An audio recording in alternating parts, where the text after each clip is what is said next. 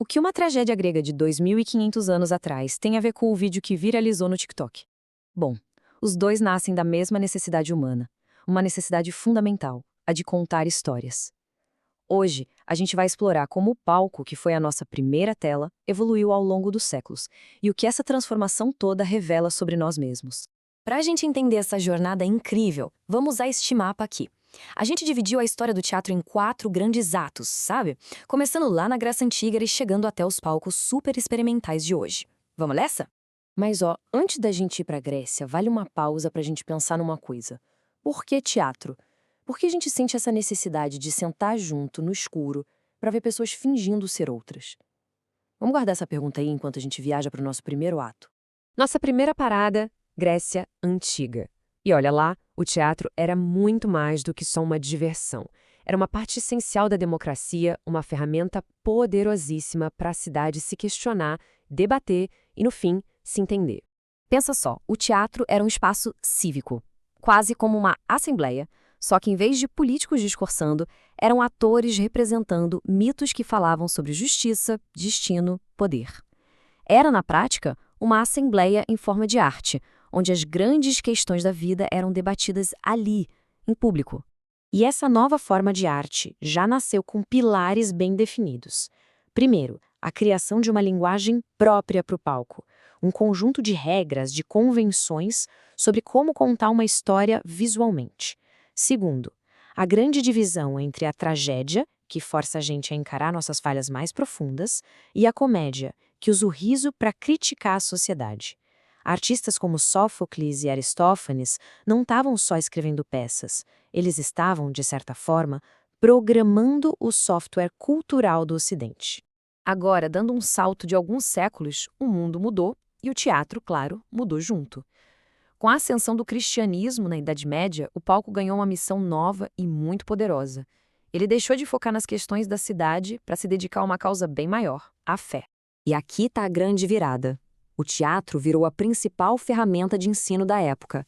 Num tempo em que a maioria das pessoas não sabia ler nem escrever, as peças de teatro, os famosos autos, eram um jeito mais eficaz de contar as histórias da Bíblia e passar lições de moral. A performance era, literalmente, o livro de quem não sabia ler. E essa mudança de propósito, claro, se refletiu nos espaços. A gente sai daqueles anfiteatros gregos gigantescos feitos para a cidade inteira e vai para dentro das igrejas e depois para as praças. O teatro ficou mais íntimo, mais comunitário e muitas vezes itinerante, viajando de vila em vila para levar sua mensagem. Chegamos ao Renascimento e com ele uma nova revolução. O poder no teatro muda de mãos de novo. Não é mais a fé que dita as regras, mas sim a palavra, a genialidade do autor. Agora, a grande estrela do espetáculo é o texto do dramaturgo. É só pensar em nomes como Shakespeare ou Molière. De repente, o autor vira um gênio, uma figura central. A peça deixa de ser só uma lição de moral e passa a ser uma obra de arte literária super complexa. O trabalho de todo mundo no palco, de atores a cenógrafos, passa a ter um objetivo só: servir e dar vida à visão genial do autor. E para honrar essa nova importância da palavra, o próprio prédio do teatro teve que se reinventar. É nessa época que surgem as casas de espetáculo que a gente conhece hoje. E a tecnologia, como a iluminação, não servia só para a gente enxergar melhor. Servia para criar magia, para focar nossa atenção e para construir mundos inteiros na nossa frente. Olha, por séculos o texto foi rei. Mas aí chega o século XX e tudo explode. O teatro contemporâneo nasce de um desejo visceral de rasgar o livro de regras, de questionar tudo o que veio antes e de encontrar jeitos completamente novos e radicais de se expressar. A palavra-chave para entender essa nova era é mistura. O teatro não se contenta mais em ser só teatro. Ele começa a se fundir com a dança, com as artes plásticas, com o vídeo, com música e, o mais radical de tudo, ele começa a incluir o próprio público na performance, transformando a experiência em algo totalmente imersivo e imprevisível.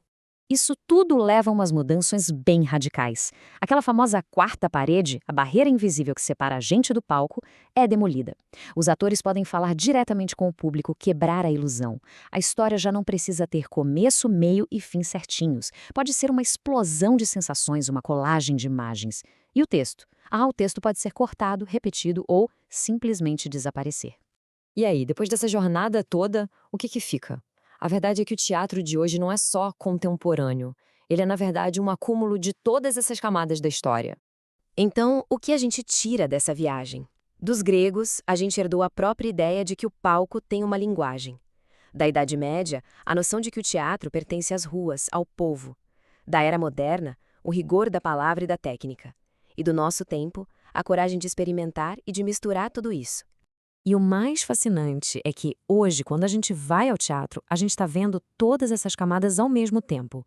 A necessidade de ritual dos gregos, o espírito comunitário medieval, a precisão da palavra moderna e a liberdade da experimentação contemporânea.